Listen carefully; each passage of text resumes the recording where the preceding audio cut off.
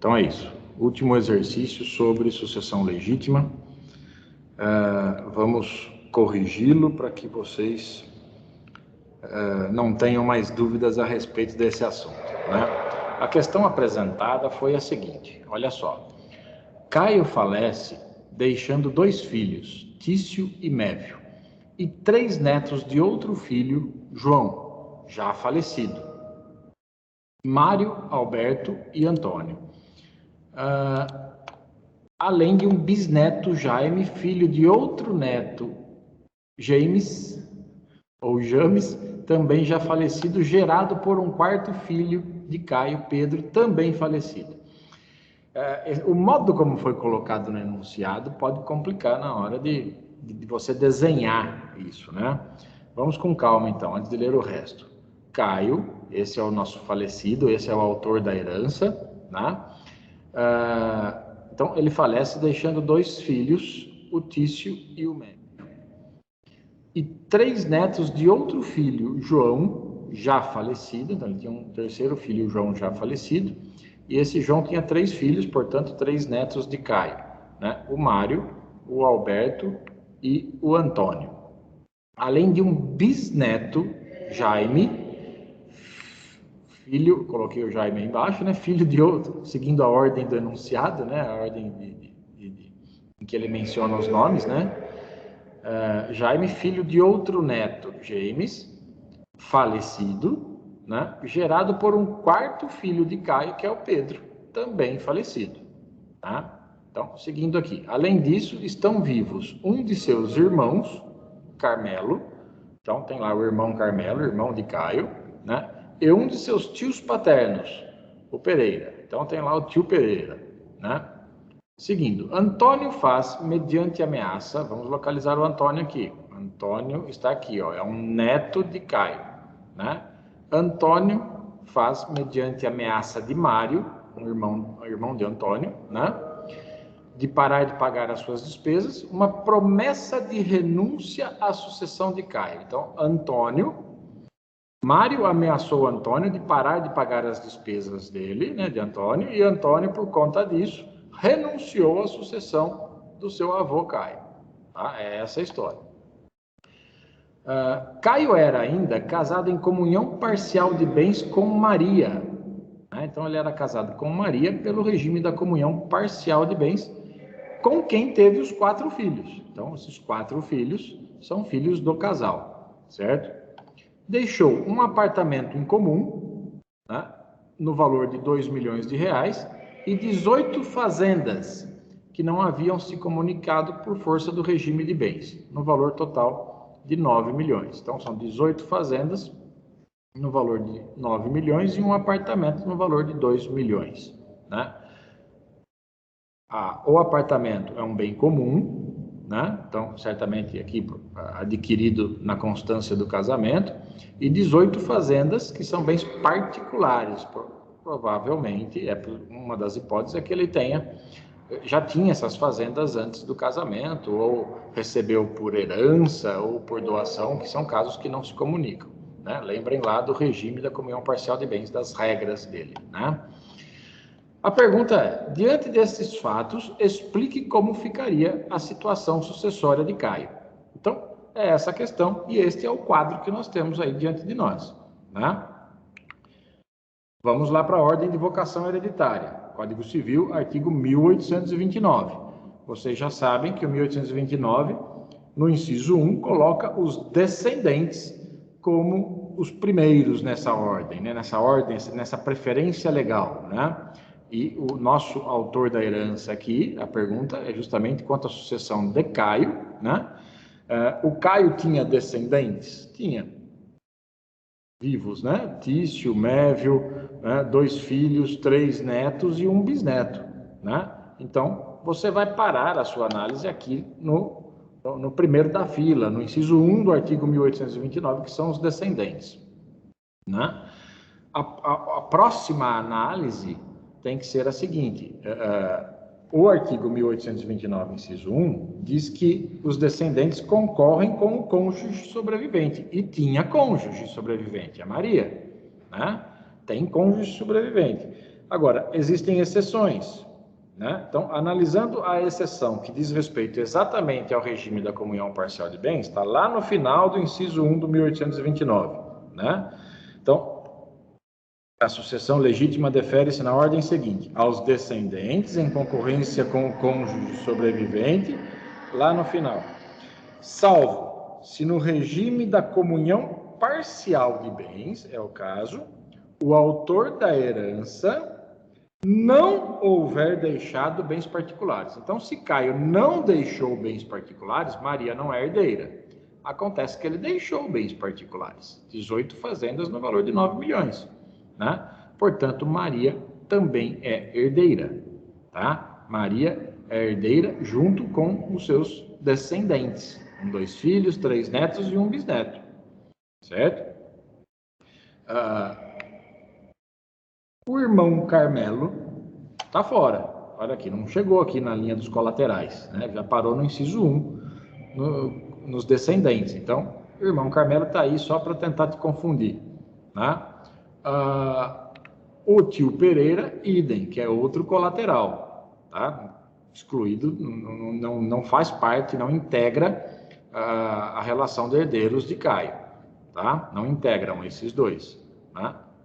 Lembrem que essa ordem é uma ordem excludente, né? É por isso que eles estão fora.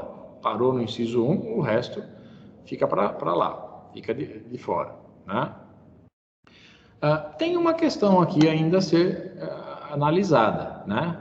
O Antônio, né? Deixa eu só lembrar aqui, o Antônio renunciou, não, prometeu renunciar, fez uma promessa de renúncia à sucessão de Caio.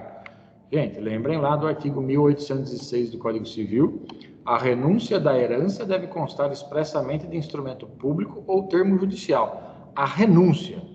Promessa de renúncia não produz efeito algum, tá? Não adianta nada prometer, não existe isso, né? Ou você renuncia ou não renuncia, e o modo de se fazer isso está aqui, né?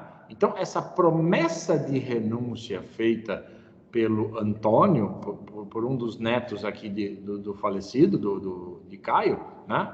Não vai produzir efeito algum. Antônio continua sendo herdeiro, tá? Esse é o quadro que nós temos. O que acontece agora, né? Aí surgem as correntes, as opiniões divergentes, né? Nós já percebemos que Maria, isso já constatamos, analisando o artigo 1829, inciso 1, Maria é herdeira junto com os descendentes, certo? Junto com os descendentes. Agora, ela concorre com os descendentes em todos os bens ou apenas nos bens particulares? A posição do Superior Tribunal de Justiça, né, é que o cônjuge, a Maria aí em nossa história, concorre somente nos bens particulares, né? E por que somente nos bens particulares? Porque onde está o fundamento, a lógica disso, né? No bem comum, neste caso é um bem comum aqui, um apartamento, né? Ela já tem meação, porque o bem é comum, né? Então ela não tem por que também herdar este apartamento, né? Esse é o fundamento para o STJ se posicionar dessa maneira. Então concorre apenas nos bens particulares. E é essa análise que nós vamos fazer aqui agora, né?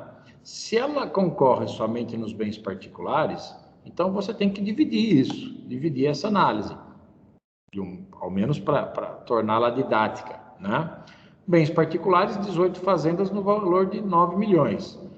Divide, faz outra partilha somente em relação ao bem comum, que é um apartamento no valor de 2 milhões. Então você vai fazer uma divisão aqui e outra divisão aqui. Por que isso? Porque aqui Maria não é herdeira. Nos bens particulares, Maria é herdeira junto com os descendentes. Então vamos lá. Transportei aquele quadro que fizemos, que encerramos lá no slide anterior para cá. Tá? Vamos analisar isso. Concorrência do cônjuge, estamos nos bens particulares. Maria concorre com os descendentes.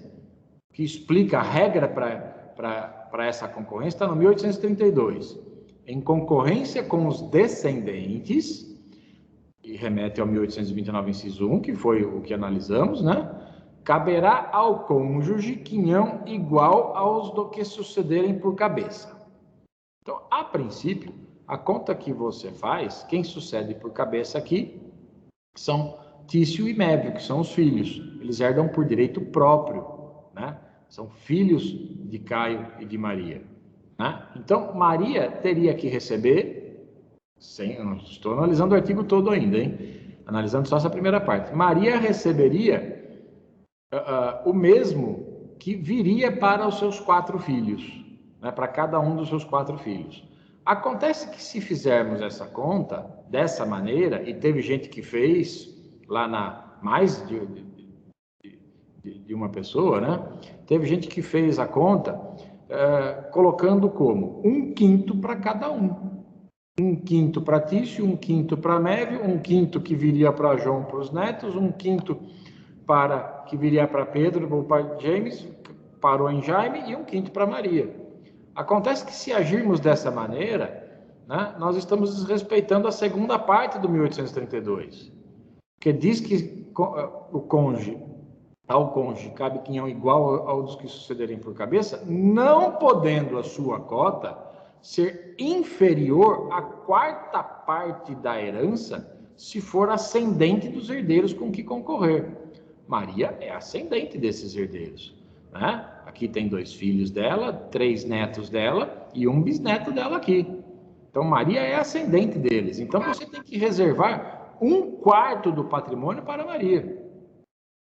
E depois, professor, né? E do patrimônio que estamos falando aqui, dos bens particulares, né? E depois, o que sobrou, aí sim você faz a divisão, né? Então, se você fizer essa divisão, lembrando do direito de representação, né? E lembrando de como os herdeiros, os descendentes que não estão no mesmo grau, recebem, né? Lembrem do que diz o 1835, na linha descendente, os filhos sucedem por cabeça, os filhos estão aqui por cabeça, vão receber por direito próprio, e os outros descendentes por cabeça ou por estirpe, conforme se achem ou não no mesmo grau, né? Esses vão receber por estirpe, porque eles estão representando seus ascendentes falecidos, né? E aí, quanto cabe a cada um deles? Vocês têm que ir lá para o capítulo do direito de representação no Código Civil e lembrar que o artigo 1854 do Código Civil diz: os representantes são esses aqui, ó, os 3 netos e o bisneto. Os representantes só podem herdar como tais o que herdaria o representado se vivo fosse. E como dividir aqui? Aqui só tem 1, tudo bem. E como dividir aqui? O 1855 responde: o quinhão do representado, né, o que caberia a João, né, o representado, partir-se-á por igual entre os representantes. Divide em partes iguais.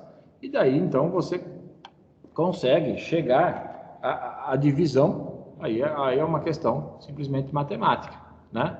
Divide 9 milhões por 4. Por quê? Porque o 1832 diz que tem que reservar para o cônjuge, né, 1/4, se ele for ascendente dos herdeiros com os quais está concorrendo. Então, 1/4 de 9 milhões está aqui, 2.250.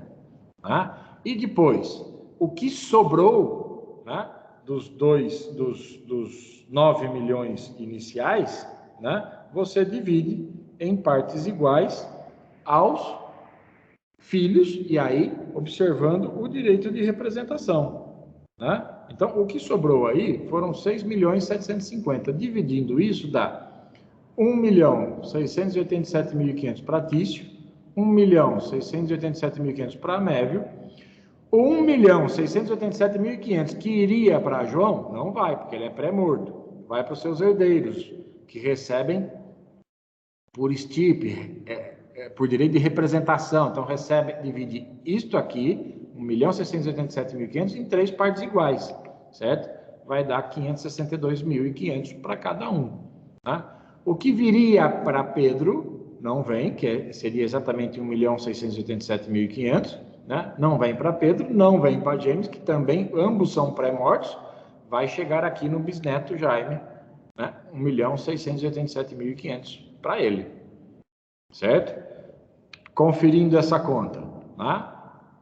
Apenas transportei esses valores para cada um, para cá. A soma tem que dar exatamente os 9 milhões, certo?